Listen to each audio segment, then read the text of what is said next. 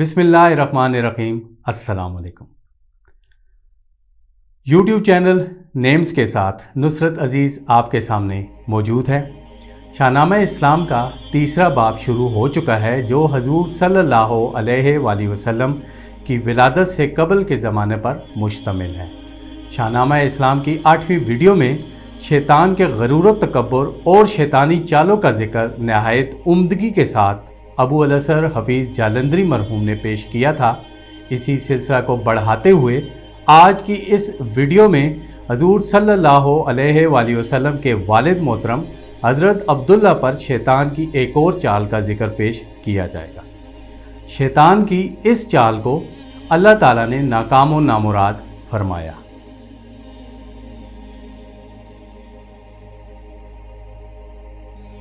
ادھر ان باپ بیٹوں میں تو یہ تقریر ہوتی تھی، شکار آہوان دشت کی تدبیر ہوتی تھی، ادھر شیطان ناکامی پہ سر دھنتا ہوا نکلا، خود اپنے دل سے لعنت کی صدا سنتا ہوا نکلا، نظر دوڑائی ہر جانب بلندی پر کھڑے ہو کر، بھیانک تھا، ڈرتا تھا پہاڑوں کا سیاہ منظر تھا، آدھی رات کا عالم خاموشی ہی خاموشی تھی، اندھیرے کے سبب ہر گناہ کی عیب پوشی تھی۔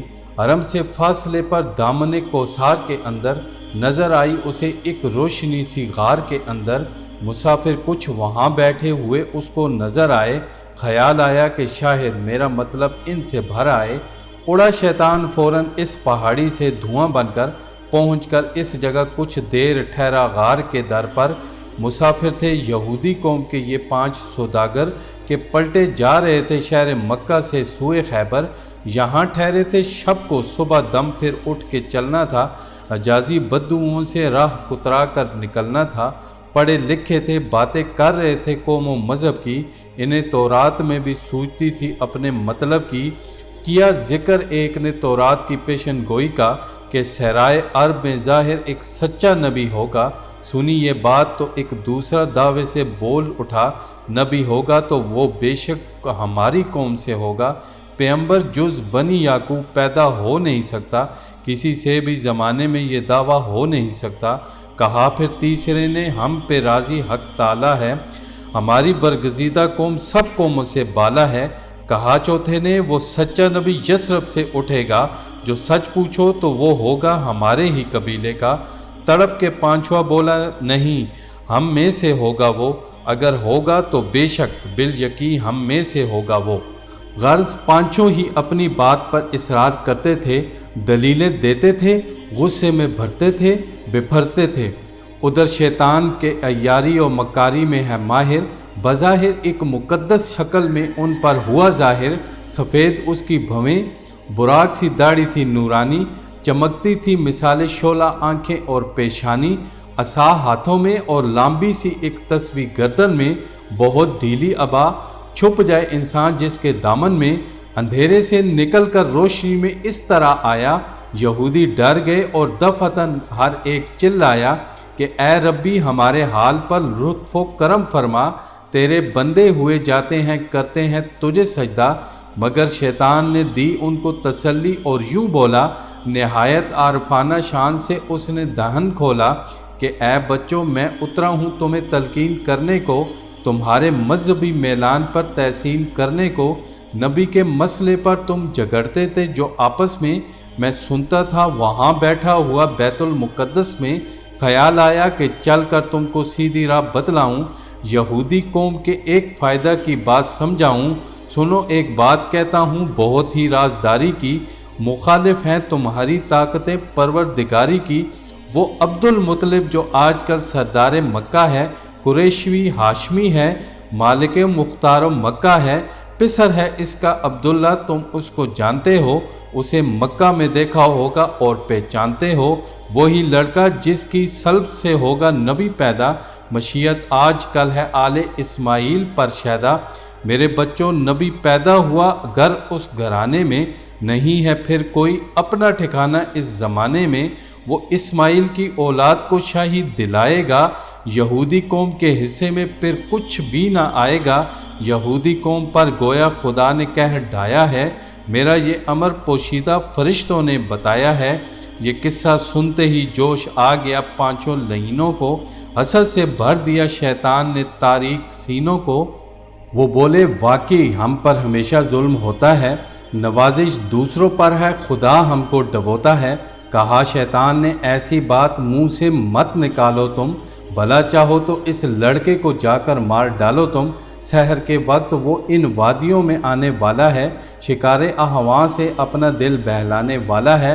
اٹھو تم بھی یہاں سے اور کرو جا کر شکار اس کو، نہ جانے دو یہاں سے آج زندہ زنہار اس کو۔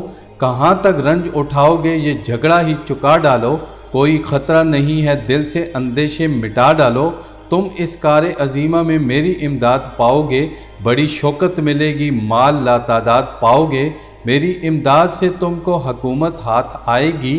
یقین رکھو تمہاری بادشاہی پھر نہ جائے گی، نہ مانو گے تو پھر اس کا ملے گا تم کو خمیازہ، جو چاہو تو ابھی کر لو میری طاقت کا اندازہ۔ یہ کہہ کر ایک پتھر پر نگاہ شیطان نے ڈالی، اڑا پتھر جگہ سے باوجود بے پرو بالی، بلندی پر تڑاکے سے پھٹا شعلہ ہوا پیدا، پھر اس سے ایک ہیولا 5 گھوڑوں کا ہوا پیدا۔ مرسا تھے یہ گھوڑے جنگ کے ہر ساز و سامان سے، یہ سامان بھی مرسا تھا عقیق و لعل و مرجان سے۔ کہا شیطان نے یہ لو میں تمہیں راہوار دیتا ہوں، ہر ایک کو ایک ایک شمشیر جوہر دار دیتا ہوں۔ سحر کے وقت نکلو غار سے میدان میں جاؤ، وہیں اس نوجوان کو قتل کر ڈالو جہاں پاؤ۔ یہ کہہ کر دیکھتے ہی دیکھتے شیطان غائب تھا، اسے مد نظر اس وقت اظہار عجائب تھا۔ یہودی رہ گئے حیران اس زور کرامت پر، بھروسہ ہو گیا اب ان کو اس کاہن کی قوت پر۔ لگے کہنے کہ یہ طاقت نہ دیدہ نہ شنیدہ ہے، یہ بڈھا واقعی کوئی بڑا ہی برگزیدہ ہے۔ ہم اس کی بات پر پورا عمل کر کے دکھائیں گے، حصول بادشاہی کے لیے جانیں لڑا دیں گے۔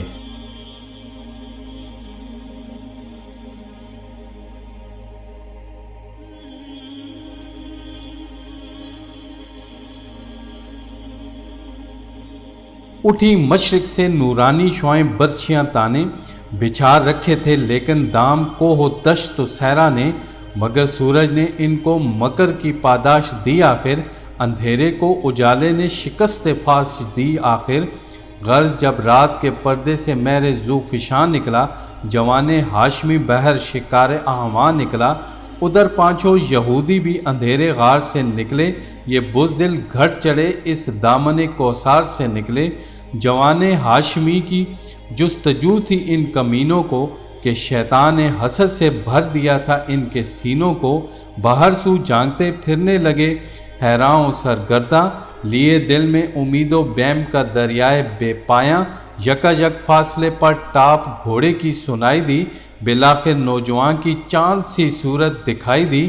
یہ عبداللہ تھا اور اس گھڑی بالکل اکیلا تھا، مسلح خادموں کو دور پیچھے چھوڑ آیا تھا۔ تعقب میں ہرن کے آ رہا تھا برق دم گھوڑا، سوار ہاشمی نے تاک کر تیر قضا چھوڑا۔ نشانے پر پڑا ناوک نشانہ ہو گیا آہو، گرا گر کر اٹھا آہو، پھر اٹھا پھر گرا آہو۔ وہیں ناوک فگن بھی دوسری ساحت میں آ پہنچا، اتر کر زین سے نخچیر آہو کے قریب آیا۔ ارادہ تھا کہ باندھے ذبح کر کے پشت توسن سے، سراسر بے خبر تھا قید سیادان پرفن سے۔ یہودی گڑھ چڑوں نے دفتن پیدل کو آ گھیرا، نظر تلوار آئی دیدہ حیران جدھر پھیرا، مگر یہ شیر تلواروں کے سائے سے نہ گھبرایا، مثال برق کو ندا پشت توسن پر چلا آیا۔ پکارا یہ تو بتلاؤ کہ حملے کا سبب کیا ہے؟ وہ بولے ایک ہی مقصد ہے، تجھ کو قتل کرنا ہے۔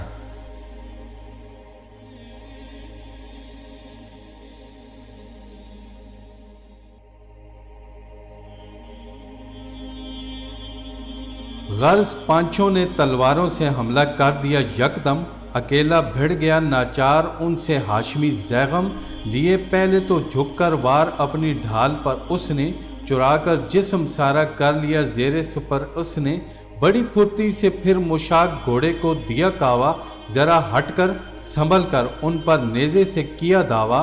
یہ نیزہ ایک کے پہلو سے پہلو توڑ کر نکلا، بقیہ عمر کا رشتہ قضا سے جوڑ کر نکلا۔